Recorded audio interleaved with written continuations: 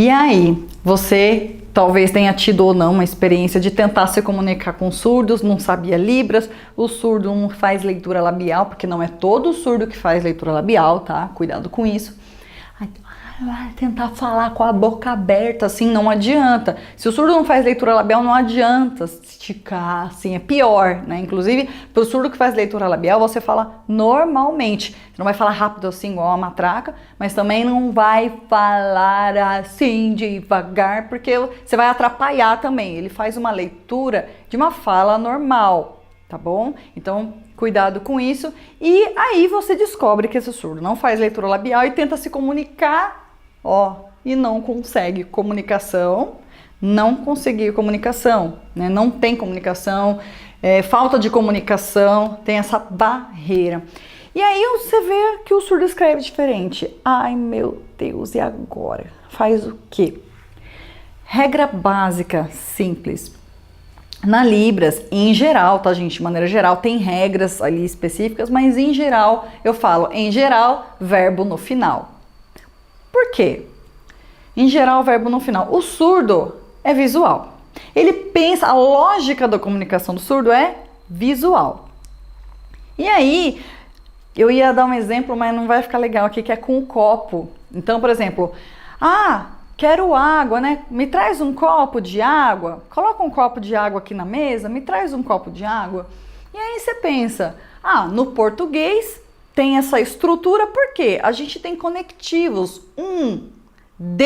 a gente tem esses conectores, né? Que eu não vou entrar em detalhes, mas são conectivos, que conecta as palavras e dá um sentido linear. Na língua de sinais sendo visual, gente, para e pensa. Primeiro você tem que ter o objeto, a pessoa, quando, você tem que ter um cenário, você tem que ter um contexto para as coisas acontecerem. As coisas só acontecem depois que você tem objetos. Então não tem como ter um acontecimento se não tem objeto, tá? Então vou dar o exemplo do copo. Vou ver se eu consigo um copo aqui. Consegui. Então tá vazio porque eu vou dar o exemplo. Mesa, né? Coloca um copo com água na mesa, ou então me traz uma água, coloca um copo de água aqui na mesa para mim, me traz, enfim, esse contexto. Então, assim, português, colocar um copo com água na mesa. A mesa vem por último, o verbo vem antes. Olha o que acontece se você tentar seguir palavra por palavra, porque muita gente acha que Libras é sinal por sinal seguindo a ordem do português. Em geral, falei verbo no final. Então, se eu for seguir o português, colocar o copo na mesa. Não dá certo isso em Libras. Não tem como dar certo. Mesa, copo, água, colocar na mesa que eu fiz aqui. Se eu fiz a mesa aqui, esse copo com água vai ter que ir para o referente que eu coloquei, tá? Então é uma lógica visual. Assiste bastante Charlie Chaplin que ajuda também, tô brincando. Porque você tem que pensar a ordem dos fatos.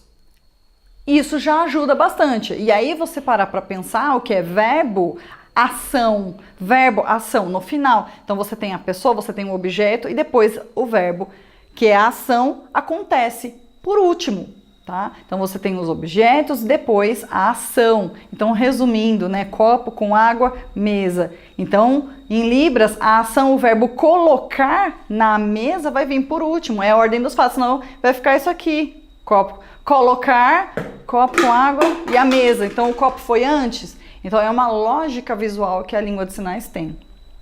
Espero que você tenha entendido. Me deixa aí o comentário do que você achava que era a língua de sinais, que muita gente, eu achava que era assim um monte de sinal.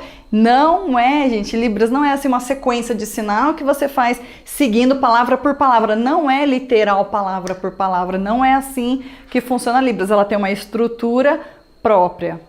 E aí, gostou da aula? Comenta aí para eu saber que eu vou interagir com vocês, vou responder, tirar dúvidas e tudo mais.